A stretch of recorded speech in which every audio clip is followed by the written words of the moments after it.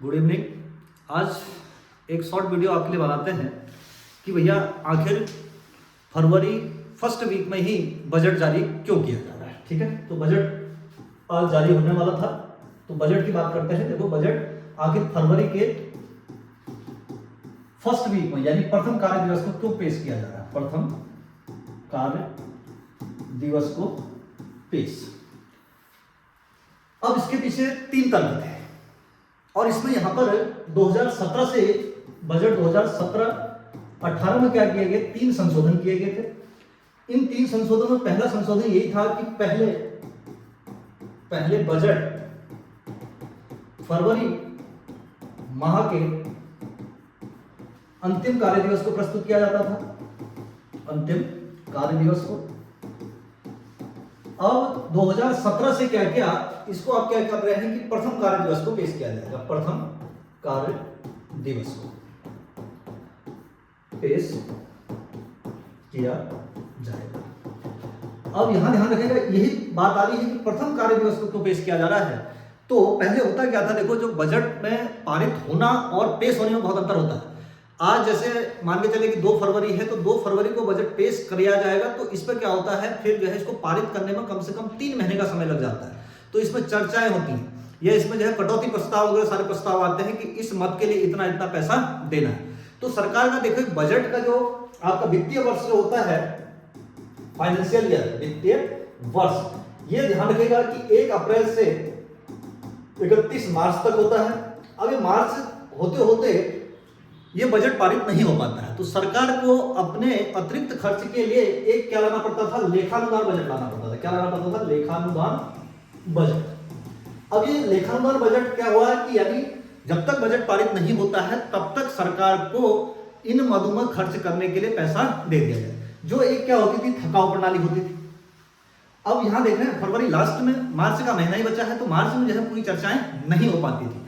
तो अब इसमें क्या किया कि भाई पहले ही हम क्या करते हैं, पहले कार्य दिवस को पेश कर लेंगे, तो इससे क्या होगा, इससे यह होगा कि आपका पूरा फरवरी माह मिल गया, मार्च मिल गया, तो इसमें सरकार क्या कर लेगी, जो चर्चाएं वगैरह हैं वो सारी हो जाएंगी और यहीं पर पारित कर लेगी और अपना वित्तीय वर्ष 1 अप्रैल से 31 मार्च के लिए पूर्णतः खर्च करने के लिए स्वतंत्र हो जाएगी।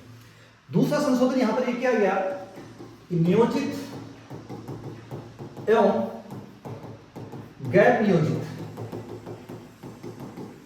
व्यय की गणना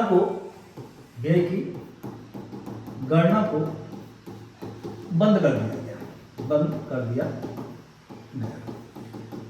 अब ध्यान से समझेगा, ये नियोजित और गैर नियोजित व्यय क्या होते हैं, तभी जाके समझ पाएंगे कि नियोजित का मतलब हुआ प्लांट। पहले क्या होता था आपका, योजना आयोग। क्या होता था, योजना आयोग। और 1 जनवरी 2015 से नीति आयोग कार्य कर रहा है, इसकी जगह नीति आयोग। अब ये योजना आयोग पहले क्या जारी करता था, 5 ईयर प्लान, पंचवर्षीय योजना। क्या जारी करता था, पंचवर्षीय योजना। अब ये 5 ईयर प्लान में पहले से ही तय होता था कि सरकार 5 साल में किन किन क्षेत्रों पर खर्च करेगी और किन किन मदों में खर्च करेगी। अब उनके लिए ही टर्म यूज हो रहा है नियोजित व्यय। अब गैर नियोजित व्यय का मतलब क्या है, नॉन प्लान का मतलब होता है कि सरकार किसी भी मद में खर्च कर सकती है, तो इनकी गणना अलग अलग की जाती थी। अब यहां देखिए, जो नीति आयोग बना, तो नीति आयोग ने डिसाइडेड किया कि भैया आगे जो पंचवर्षीय योजनाएं हैं, 5 ईयर प्लान, ये जारी नहीं होंगे, जारी नहीं। तो लास्ट जो पंचवर्षीय योजना थी वो आपकी क्या थी, 2012 से लेकर 2017, इसी को कहते हैं आप 12वीं पंचवर्षीय योजना। तीव्र समावेशी विकास का इसका क्या था, लक्ष्य रखा गया था। तो देखो 2017 आ रहा है डेट, तो यहां पर ये चीजें समाप्त हो रही हैं, तो इसका मतलब जो लास्ट योजना का समय था वो 2017 था। आगे 5 ईयर प्लान जारी नहीं होंगे, तो इसीलिए नियोजित एवं गैर नियोजित व्यय की गणना को क्या कर दिया गया, बंद कर दिया गया। तीसरा संशोधन और किया गया, इस पर रेल बजट को आम बजट में विलय कर दिया गया। अब यहां पर आपसे समिति भी पूछ सकता है, तो ये इसके लिए समिति बनी थी, विवेक देबरॉय समिति। क्या बनी थी, विवेक देबरॉय समिति के सुझावों के आधार पर इसको जो है मर्ज कर दिया गया था। और अगर वैसे देखेंगे तो 1924 में एक समिति और बनी थी, इस समिति का नाम है आकवर्थ समिति। क्या है, आकवर्थ समिति। तो आकवर्थ समिति के सुझावों के आधार पर रेल बजट को क्या किया गया, आम बजट में से अलग किया गया था, और यहां विवेक देबरॉय समिति के आधार पर क्या कर दिया, मर्ज कर दिया गया। तो 1925 से लेकर 2017 तक रेल बजट क्या किया गया, अलग से पेश किया गया। अब यहां प्रश्न में पूछ देता है कि कितने वर्ष जो है रेल बजट अलग से पेश किया गया। अब यहां पर जब हम पीसीएस सीसीएस की क्लास में डिस्कस करेंगे डिटेल में कि भाई इसका कारण क्या था। अब आप जो है जब इंडियन हिस्ट्री वगैरह पढ़ते होंगे तो ब्रिटिश अंपायर था यहाँ, तो ब्रिटिश अंपायर को सबसे महत्वपूर्ण जो जरूरत थी वो रेल की थी। क्यों थी, क्योंकि उसको यहाँ से सारे संसाधन खसोट के रेल के माध्यम से बंदरगाह पहुंचा रहे थे, इसीलिए उस पर ज्यादा वो फोकस करती थी।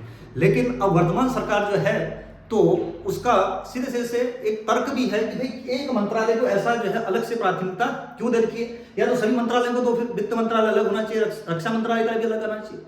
तो इसीलिए इसको अलग से जो है एक जो है प्राथमिकता दी रखती थी। इससे पहले देखिएगा जो भी गठबंधन की सरकारें बनती थी तो गठबंधन की सरकारों में हर कोई रेल मंत्रालय चाहता था, वित्त मंत्रालय नहीं चाहता था। क्या चाहता था, रेल मंत्रालय, क्योंकि उसके पास लूट खसोट के लिए बढ़िया मौका मिल जाता था। जब लालू प्रसाद यादव, याद आ रहा है, ममता बनर्जी, ये रेल मंत्रालय ही मांगा करते थे।